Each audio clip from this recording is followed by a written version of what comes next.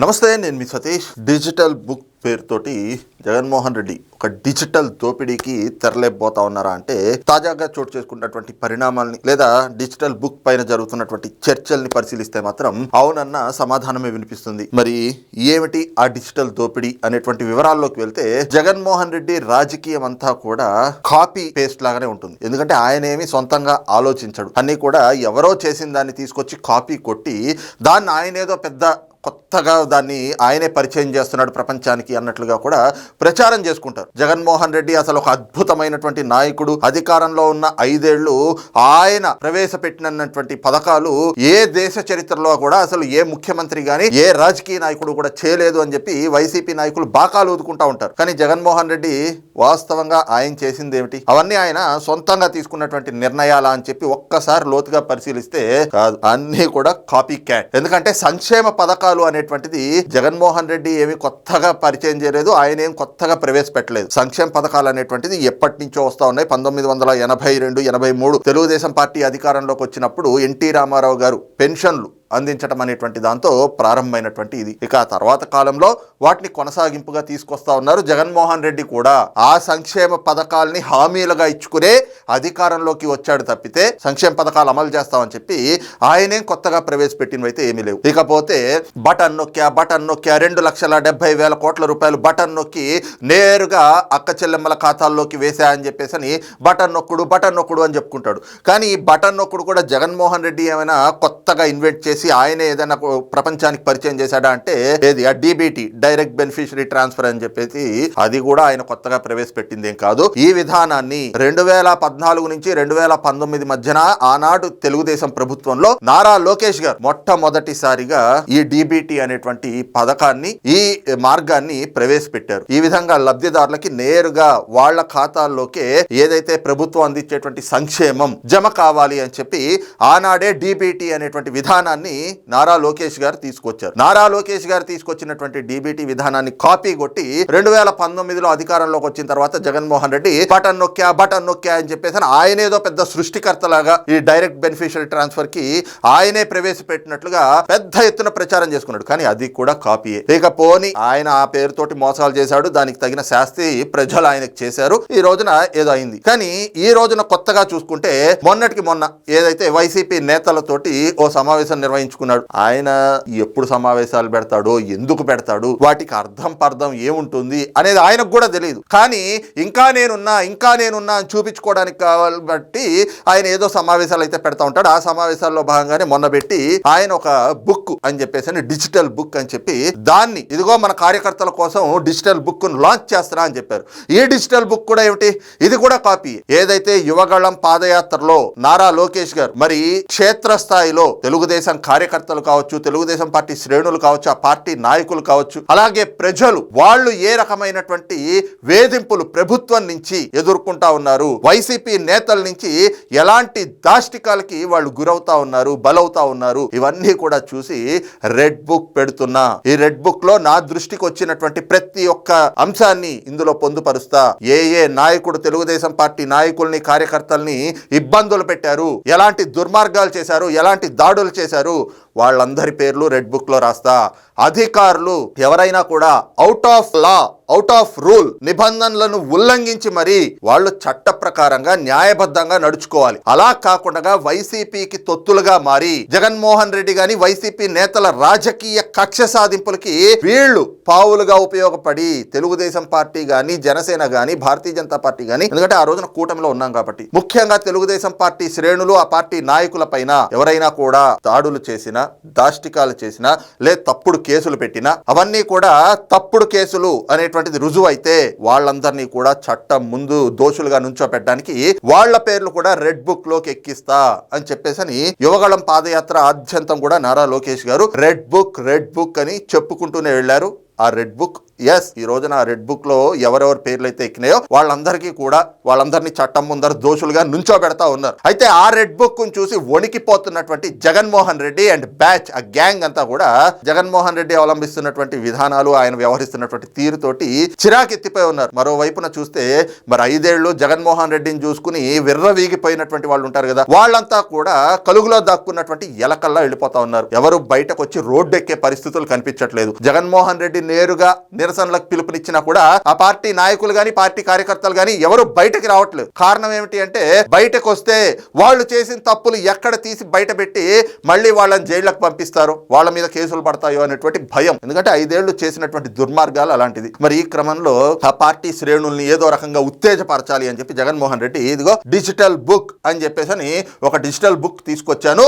ఇందులో సేమ్ యథావిధిగా జగన్మోహన్ రెడ్డి గారు మళ్ళీ కాపీ పేస్ట్, లోకేష్ గారు ఆ రోజున ఏవేవైతే చెప్పారో, ఎవరెవరైతే మా పార్టీ శ్రేణుల్ని, మా పార్టీ నాయకుల్ని ఇబ్బందులు పెడుతున్నారో వాళ్ళ పేర్లు ఇందులోకి ఎక్కిస్తాం, వాళ్ళ సమస్యలన్నీ కూడా గుర్తు పెట్టుకుంటాం. అలాగే అధికారులు ఎవరైతే గనక అవుట్ ఆఫ్ లా నిబంధనలను ఉల్లంఘించి పనిచేస్తా ఉన్నారో వాళ్ళందరి పేర్లు కూడా ఇందులో నోట్ చేస్తాం అని లోకేష్ గారు చెప్పారు. అవే తీసుకొచ్చి జగన్మోహన్ రెడ్డి గారు ఈ రోజున చెప్పి దానికి అదనంగా ఇంకో 2 మాటలు జోడించారు. అదేమిటయ్యా అంటే, అధికారులు రిటైర్ అయి వెళ్లిపోయిన సప్త సముద్రాల అవతల ఉన్నా కూడా లాక్కొచ్చి చట్టం ముందు వాళ్ళని దోషులుగా నుంచోబెడతాం అని చెప్పి డిజిటల్ బుక్ అనేటువంటిది లాంచ్ చేశారు. కానీ ఈ డిజిటల్ బుక్ వెనకాతల కూడా జగన్మోహన్ రెడ్డి మరో కుట్ర దాగి ఉంది. అదొక డిజిటల్ దోపిడీ అనేటువంటి కొన్ని అభిప్రాయాలు కూడా వ్యక్తమవుతా ఉన్నాయి. దానికి కారణం ఏమిటి అనేటువంటిది జగన్మోహన్ రెడ్డి మాట్లాడినటువంటి ఒక 2 ముక్కలు, ఆయన మాట్లాడిన మాటలు విన్న తర్వాత దానిపైన క్లుప్తంగా విశ్లేషించుకుందాం. ఇది జగన్మోహన్ రెడ్డి గారు మాట్లాడింది. అన్యాయానికి గురైన కార్యకర్తల కోసం డిజిటల్ బుక్ లో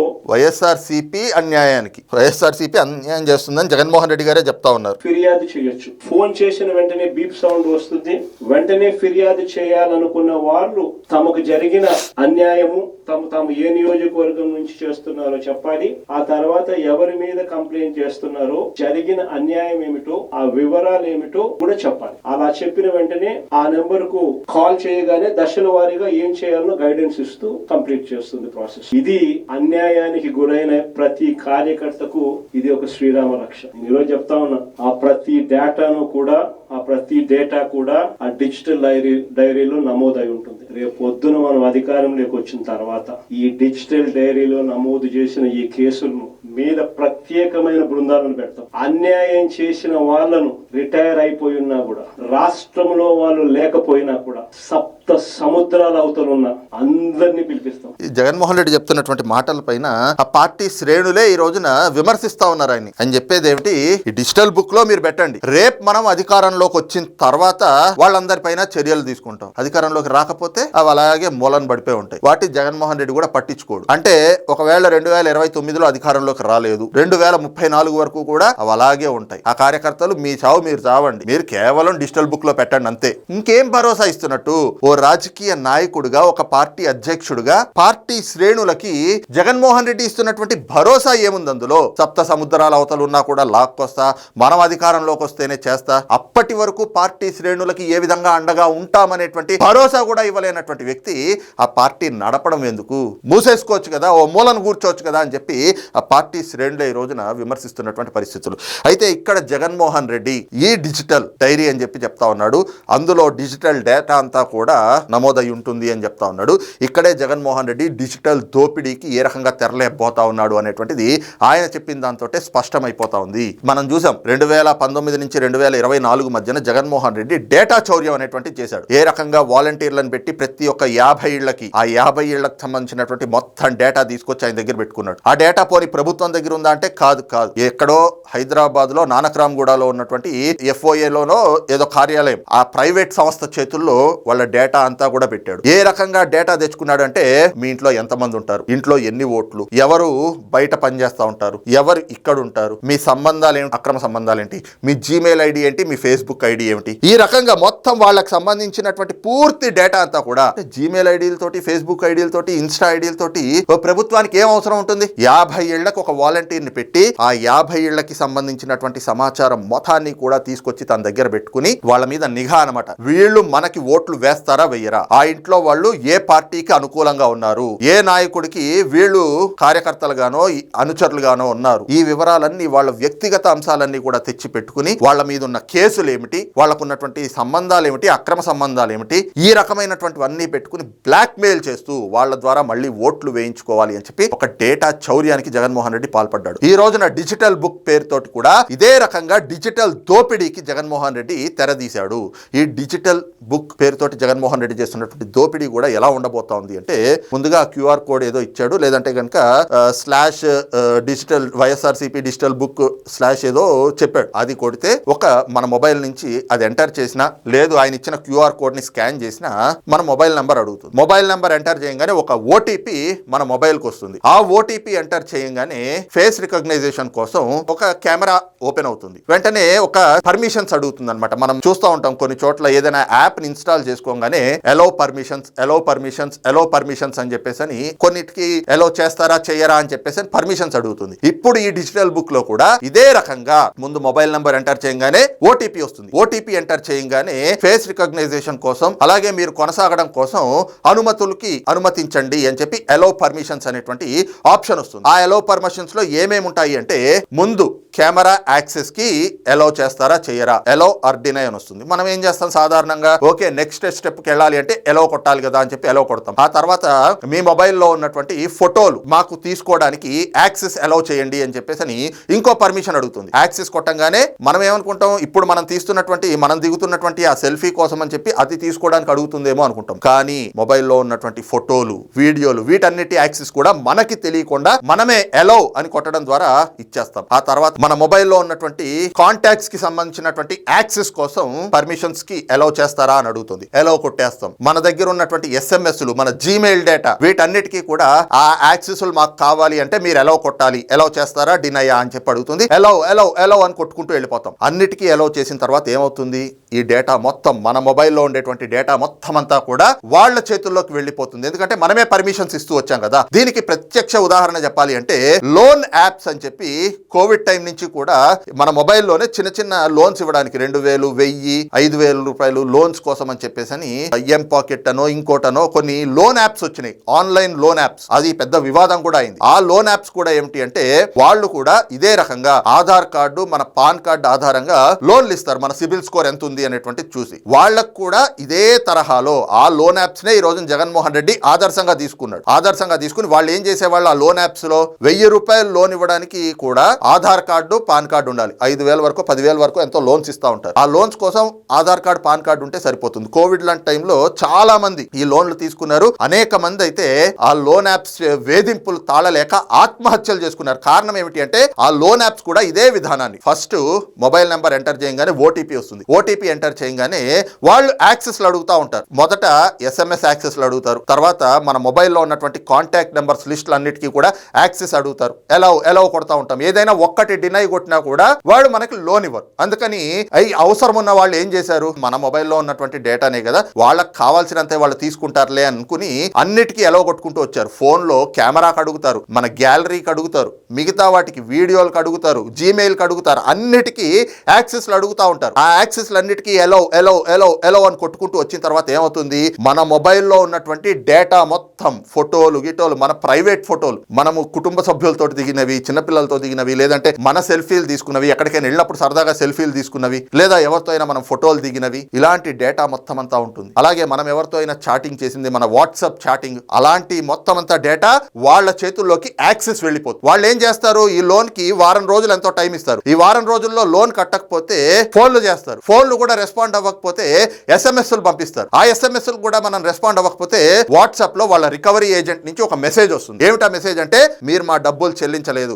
కాబట్టి మీ కాంటాక్ట్ లిస్ట్ మొత్తం మా దగ్గర ఉంది, మీ కాంటాక్ట్ లిస్ట్ మొత్తానికి కూడా మీ ఫోటోలు పెట్టి మొత్తం అందరికీ కూడా మెసేజ్లు పంపిస్తాం, మీరు ఒక చీటర్ అని చెప్పి, మీరు ఒక లోన్లు తీసుకుని ఎగ్గొట్టేటువంటి వ్యక్తి అని చెప్పి మీ పేరు మీద మెసేజ్లు పంపిస్తామని చెప్పేసి అని మెసేజ్లు పంపించేసేవాళ్ళు. ఆ తర్వాత మన ఫోటోలు ఉంటాయి కదా, మనము ఫస్ట్ లో ఏదైతే గనక లోన్ తీసుకునేటప్పుడు సెల్ఫీ రికార్డ్ చేసుకుంటాం కదా, ఆ సెల్ఫీ ఆధారంగా మన ఫోటోలు ఏమున్నాయి అనేటువంటి చూసుకుని వాటిని కూడా పూర్తిగా మార్ఫింగ్ చేసి, ఫేక్ చేసి, వాటిని కూడా మన కాంటాక్ట్ లిస్ట్ లో ఉన్నటువంటి ఉన్నటువంటి వాళ్ళందరికీ వాట్సాప్ లో ఆ ఫోటోలు అన్ని పంపిస్తారు. వీటి ద్వారా ఏమిటి అంటే మనల్ని బ్లాక్మెయిల్ చేయడం, మనల్ని బెదిరించడం, కట్టాల్సినటువంటి డబ్బులకు అదనంగా వాళ్ళు ఎక్కువ వడ్డీలు వేస్తూ ఉంటాడు కాబట్టి కట్టలేక వీళ్ళు కట్టకుండా ఉంటే ఇవన్నీ పంపించి మనల్ని అవమానించడం అని కూడా కాదు, వాళ్ళ దగ్గర తీసుకున్నటువంటి డబ్బులు అయితే కట్టాలి, అది నేను కాదనట్లేదు. కాకపోతే ఈ బ్లాక్మెయిల్ విధానం అనేటువంటిది ఈ రకంగా ఉంటుంది. మన డేటా అంతా కూడా వాళ్ళ దగ్గరికి వెళ్ళిపోతుంది. ఇప్పుడు జగన్మోహన్ రెడ్డి తీసుకొచ్చినటువంటి ఈ డిజిటల్ బుక్ లో కూడా ఇదే జరగబోతా ఉంది. మనం దగ్గర నుంచి అన్ని యాక్సెస్లు తీసుకుంటాడు జగన్మోహన్ రెడ్డి. అంటే వ్యక్తులకి సంబంధించినటువంటి పూర్తి డేటా అంతా కూడా వాళ్ళ దగ్గరికి వెళ్ళిపోతుంది. ఈ డేటా మొత్తాన్ని తన దగ్గర పెట్టుకుని రేపొద్దుట ఏదైతే 2019 నుంచి 24 మధ్యన వాలంటీర్లను పెట్టుకుని చేయలేకపోయినటువంటి ఆ బెదిరింపు అనేటువంటి ఉందో, వాళ్ళ దగ్గర నుంచి వ్యక్తిగత సమాచారంతో సహా మొత్తం తెచ్చుకున్నాడు. కానీ వాళ్ళని బెదిరించి ఓట్లయితే వేయించుకోలేకపోయాడు. ఇప్పుడు ఈ రకంగా కంప్లైంట్లు చేసే వాళ్ళందరూ ఉంటారు కదా, ఏదో సందర్భంలో ఎవరో ఒకళ్ళు అరే జగన్మోహన్ రెడ్డి ఏదో డిజిటల్ బుక్ పెట్టాడు కదా ఏమిటి అని చెప్పి చూద్దామనో లేదా అందులో కంప్లైంట్ పెడదామనో వాళ్ళు అందులోకి రిజిస్టర్ అవ్వడానికి వెళ్తారు కదా, వెళ్ళిన వాళ్ళందరి డేటా కూడా ఇదే తరహాలో చోరీ చేసి వాళ్ళందరినీ బలవంతంగా అయినా బెదిరించైనా బ్లాక్మెయిల్ చేసైనా రేపొద్దుట మీరు మాకు ఓట్లు వేయాలి, మేము పిలిచే నిరసన కార్యక్రమాల్లో మీరు అందరూ పాల్గొనాలి, ప్రభుత్వానికి వ్యతిరేకంగా మేము ఏ కార్యక్రమాలు చేపట్టినా మీరు రావాలి, లేదు అంటే గనక ఇదిగో మీ డేటా అంతా మా దగ్గర ఉంది, మిమ్మల్ని ఏ రకంగా బ్లాక్మెయిల్ చేయాలి, ఏ రకంగా మిమ్మల్ని హింసించాలి అనేటువంటిది మొత్తం మాకు తెలుసు అని చెప్పి ఒక బ్లాక్మెయిల్ విధానంలోకి వెళ్ళడానికే ఈ డిజిటల్ బుక్ అనేటువంటిది తీసుకొచ్చి దీని ద్వారా ఒక డిజిటల్ దోపిడీకి అయితే తెరలేకపోతా ఉన్నాడు అన్నటువంటి వాదన కూడా ఈ రోజున రాజకీయ వర్గాల్లో పెద్ద ఎత్తున వినిపిస్తా ఉంది. మరి ఈ రకమైనటువంటి డిజిటల్ దోపిడీలతోటి రాజకీయ లబ్ధి పొందాలి అని కుట్రలు పన్నుతున్నటువంటి జగన్మోహన్ రెడ్డి కుట్రలు పారేటువంటి అవకాశం ఉందా? దీనిపైన మీ అభిప్రాయం ఏమిటి అనేటువంటిది కింద కామెంట్ సెక్షన్ లో మెన్షన్ చేయండి. Thank you.